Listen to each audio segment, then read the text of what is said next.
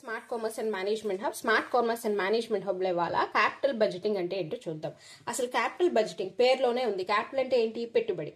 ఒక పెట్టుబడి పెట్టడానికి మనం వేసే బడ్జెట్ అన్నమాట. మరి ఈ పెట్టుబడి అనేది ఎప్పుడు పెడతారు అంటే ఒక కంపెనీస్ లాంగ్ టర్మ్ ఇన్వెస్ట్మెంట్స్ చేస్తున్నట్టు, అంటే పెద్ద పెద్ద వాటిలో ఇన్వెస్ట్ చేసినట్టు. ఫర్ ఎగ్జాంపుల్ ఒక పెద్ద ఎక్విప్మెంట్ కొనాలనుకుంది అనుకోండి, దానికోసం అసలు ఈ ప్లానింగ్ చేసుకుంటుంది.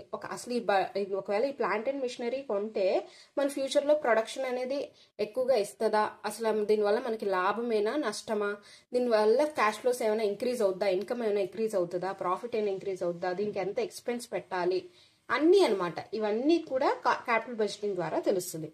అందుకే దీన్ని ఏమంటారంటే it's a financial planning process for making decisions about the major capital expenditure. పెద్ద పెద్ద క్యాపిటల్ ఎక్స్పెండిచర్స్ పెట్టాలి అన్నప్పుడు ఈ క్యాపిటల్ బడ్జెటింగ్ అనేది యూజ్ చేస్తారు. పెద్ద పెద్ద క్యాపిటల్ ఎక్స్పెండిచర్స్ అంటే ఏంటి అంటే ఎక్విప్మెంట్ కొన్నప్పుడు, ప్రాపర్టీస్ కొన్నప్పుడు, రీసెర్చ్ అండ్ డెవలప్మెంట్ చేసినప్పుడు, ఇలాంటివి చేసినప్పుడల్లా క్యాపిటల్ బడ్జెటింగ్ అనేది యూజ్ చేస్తారనమాట.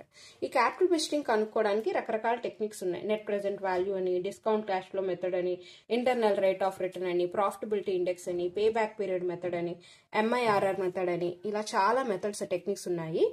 అలాగే అసలు క్యాపిటల్ బడ్జెటింగ్ అనేది చేయడానికి ఒక ప్రాసెస్ అనేది ఉంది. అదేంటి అంటే the process of capital budgeting, identification of investment opportunities. అసలు ఫస్ట్ మనకి ఆపర్చునిటీస్ ఏవే ఉన్నాయి. ఫర్ ఎగ్జాంపుల్ 2 ప్రాజెక్ట్స్ ఉన్నాయనుకోండి, ప్రాజెక్ట్ ఏ, ప్రాజెక్ట్ బి అనేది. అసలు ఈ రెండిట్లో ఏది బెటర్ అని ఫస్ట్ అసలు ఆ ప్రాజెక్ట్స్ ఐడెంటిఫై చేస్తాం. ఆ తర్వాత project screening and evaluation.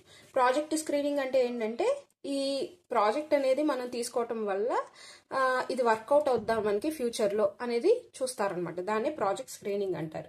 Estimation of cash flows, అంటే ఈ ప్రాజెక్ట్ తీసుకోవటం వల్ల మనకి ఎంత క్యాష్ ఫ్లోస్ అనేవి పెరుగుతాయి, ఓకేనా. దీంట్లో అలాగే రిస్క్ అనాలిసిస్, అంతేకాకుండా ఎంత రిస్క్ ఉంది, ఇలాంటి ప్రాసెస్ అంతా ఉంటుంది అనమాట క్యాపిటల్ బడ్జెటింగ్ లో, ఓకేనా. దీన్ని రకరకాల టెక్నిక్స్ ద్వారా కనుక్కుంటారు. అవే ఇవి, ఓకేనా. ఇవన్నీ కూడా మనకి మన ఛానల్లో ఉన్నాయి. దయచేసి లైక్ చేయండి, షేర్ చేయండి, సబ్స్క్రైబ్ చేయండి. Thanks for watching.